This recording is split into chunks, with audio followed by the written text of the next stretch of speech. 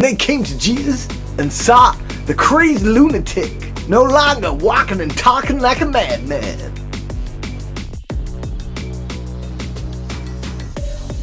Be careful out there. There's a madman on the loose. They arrived on the other side of the sea country of the Gerasenes. As Jesus got out of the boat, a madman from the cemetery came up to him.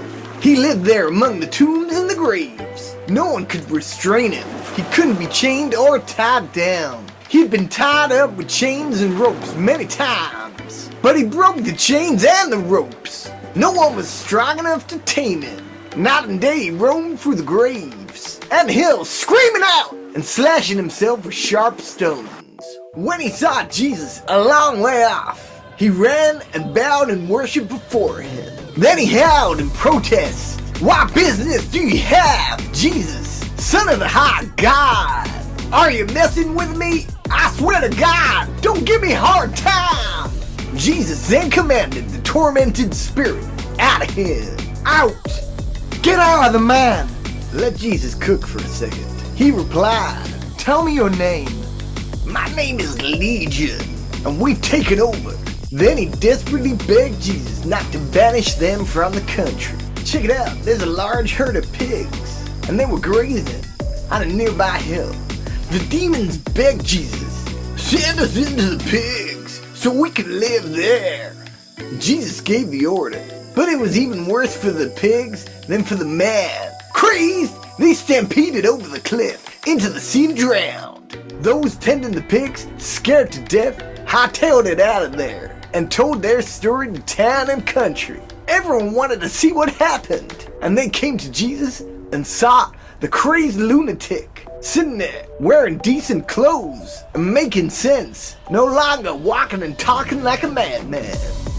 Those who had seen what had happened to the possessed man told others what had happened to the now demon-possessed pigs. At first, they were in awe, but then they became upset over the drowned pigs, and they demanded that Jesus leave and not come back. As Jesus was getting into the boat, the demon-delivered man begged to go along, but he wouldn't let him. Jesus said, go home to your own people. Tell them your story, what the master did, and how he had mercy. The man went back and preached in the 10 towns about what Jesus had done for him. He was the talk of the town. After Jesus crossed over by boat, a large crowd met him by the seaside. One of the meeting place leaders, named Jairus, when he saw Jesus, he fell on his knees beside himself and begged, my dear daughter is at death's door. Come lay hands on her. She will get well and live. Jesus went with him, the whole crowd tagging along. A woman who had suffered a condition of hemorrhaging for 12 years. A long succession of physicians had treated her, and had treated her badly, taking all her money and leaving her worse off than before. But she'd heard about Jesus, and she slipped in through the crowd and touched his robe. She was thinking to herself, if I could put a finger on his robe, I could get well. The moment she did it, the flow of blood dried up. She could feel the change, and she knew the plague was over and done with. At the same moment, Jesus felt energy discharging from him.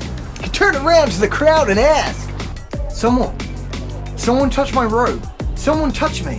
Who touched me? Who touched my clothes? His disciples said, what are you talking about? With this crowd pushing and jostling about, and you're asking who touched you? All of them have touched you. But Jesus went on asking, I'm telling you, someone touched me. Who touched me?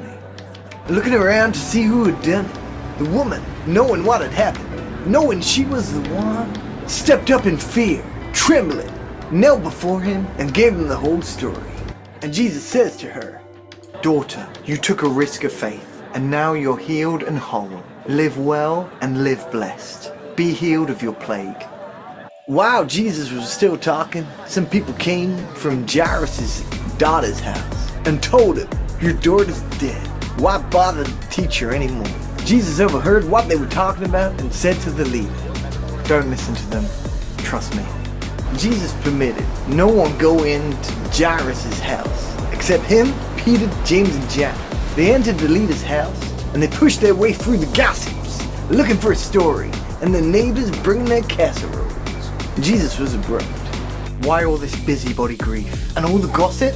This child isn't dead. She's sleeping. Provoked to sarcasm, they told him he didn't know what he was talking about.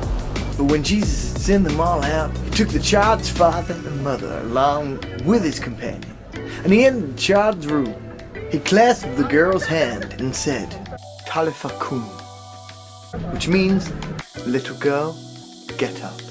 And that she did. She was up. She was walking around. This girl was 12 years of age. All of them were beside themselves. And they couldn't contain the joy. But Jesus was blunt. He told them no one was to know what had taken place in that room.